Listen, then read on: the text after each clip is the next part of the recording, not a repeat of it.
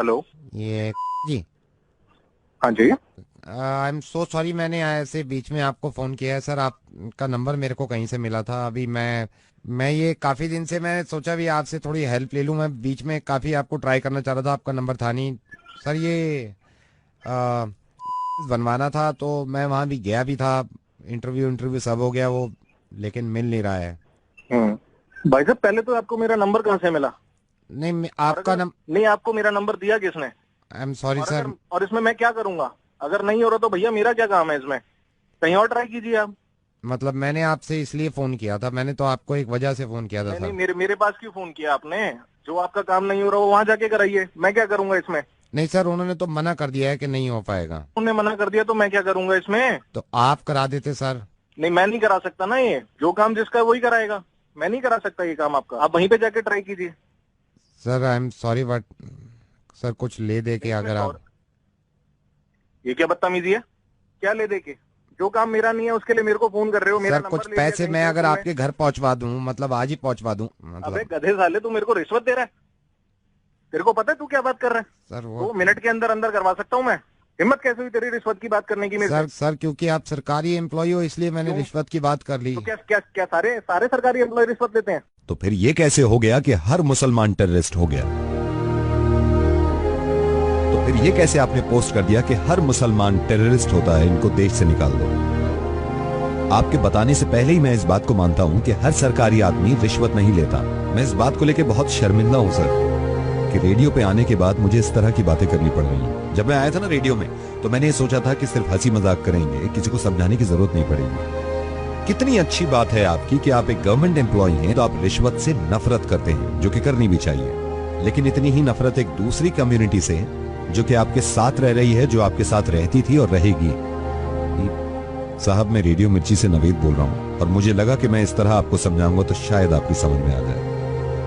Facebook का एक post share करने से आपका कुछ नहीं है सर, है ना, जिसमें यह लिखा हुआ था कि मुसलमान हिंदुस्तान से मोहब्बत नहीं करते, मुसलमानों को हिंदुस्तान में रहने का कोई हक नहीं है। इस चीज को आपने शेयर कर दिया। मुसलमान टेररिस्ट नहीं है, टेररिस्ट का कोई मजहब नहीं होता। अब मैं कैसे समझाऊं उन लोगों को? एक एयरक्राफ्ट में एक मुसलमान के कैन मांगने से उसको मना कर दिया क्योंकि उनको लगा कि ये मुसलमान है, तो कैन के ढक्कन से वो लोगों का गला काट देंगे। मैं खुद मुसलमान हूँ और इस्लाम कहीं से कहीं तक इस तरह की तालीम नहीं देता।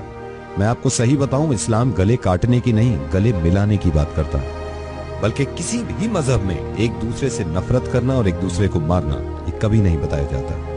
हिंदू, मुस्लिम, क्रिश्चियन, बुद्धिस्ट के घर घर जाके नहीं कह सकता मैं कि एक दूसरे से मोहब्बत कर लीजिए।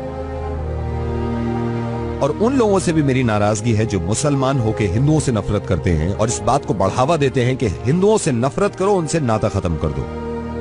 सिर्फ आपको यह बताना चाह रहा हूं कि एक मुसलमान को जान से मार देने में भी इतनी ही तकलीफ होती है उस इंसान को जो मरता है, और एक हिंदू को मार देने से इतनी ही तकलीफ होती है इस इंसान को जो कोई मारता है। इतना अच्छा काम करते हैं, इतनी अच्छी सोच रखते हैं कि रिश्वत ना किसी से लेंगे और ना ही किसी को देंगे।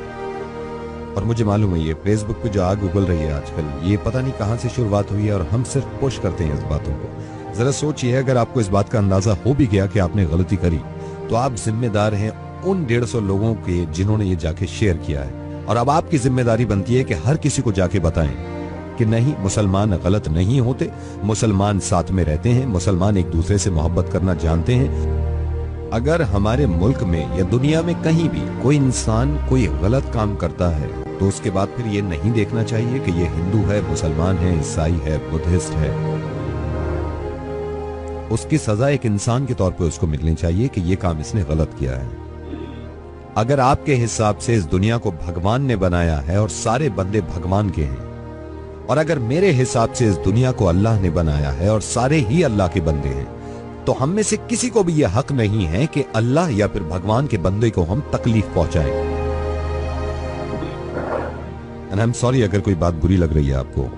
मुझे इस बात पे ही बहुत ज्यादा खुशी है। यह भी हो सकता था कि आप फोन डिस्कनेक्ट कर देते अगर आपकी जहनियत वैसी होती, लेकिन कहीं ना कहीं मुझे ये लग रहा है कि आप बात को समझ रहे हैं। आप इस बात को बिल्कुल गलत मत समझिएगा कि मैं एक मुसलमान होने की वजह से फोन कर रहा हूं। मैं एक इंसान होने की वजह से फोन कर रहा हूं। किस तरह दुनिया को ये समझाऊं कि कोई साहिबा अगर बुर्का पहने हुए हैं तो उनसे डरने की जरूरत नहीं है। किसी इंसान की अगर दाढ़ी है तो जरूरी नहीं है कि बॉम्ब उसके पास है, क्योंकि जो इंसान अल्लाह के खौफ से दाढ़ी रखता है वो किसी का दिल नहीं तोड़ सकता, बॉम्ब से तो क्या उड़ाएगा।